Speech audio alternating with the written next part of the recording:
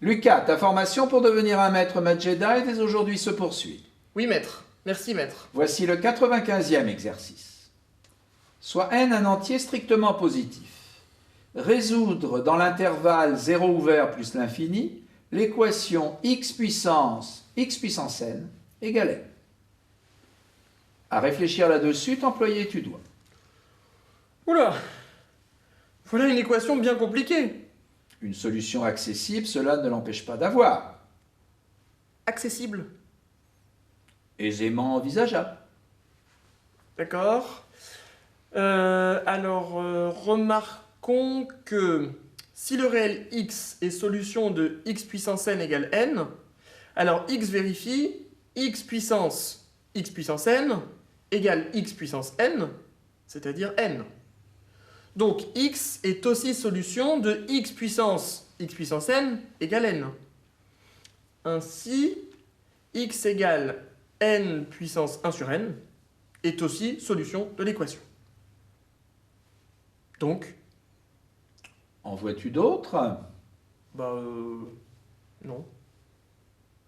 Qu'il n'y en ait pas d'autres, envisager, on pourrait. Mais, et comment s'y prendre? Quand de nombreux exposants il y a, le logarithme peut être ton ami.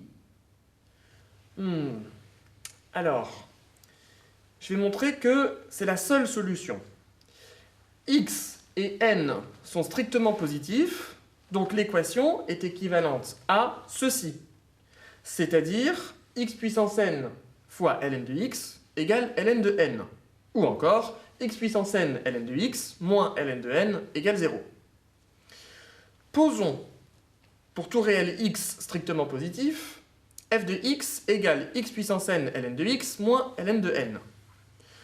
F est dérivable sur 0 ouvert plus l'infini, en tant que produit et différence de fonctions dérivables sur cet intervalle, et f' de x égale ceci, et je peux factoriser par x puissance n moins 1, et j'obtiens cela. Bon.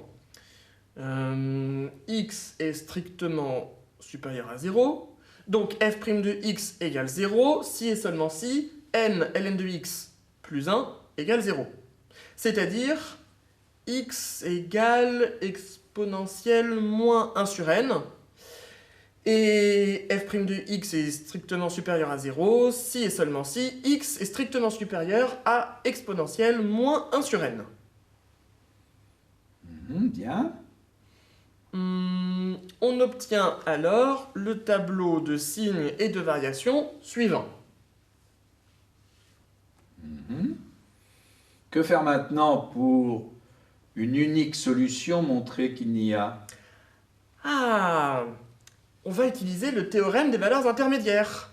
Ah oui, mais pour ça, je dois bien vérifier les hypothèses. Alors, d'abord, la fonction f est dérivable, donc continue sur l'intervalle 0 ouvert plus l'infini.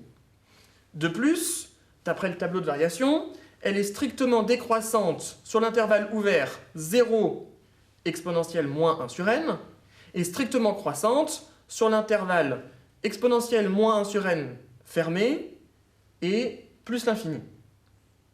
Enfin, la fonction f ne s'annule pas sur l'intervalle ouvert 0 exponentielle moins 1 sur n, et l'image par f de l'intervalle fermé à gauche exponentielle moins 1 sur n plus l'infini est l'intervalle fermé à gauche moins 1 sur e plus l'infini, et cet intervalle contient bien 0.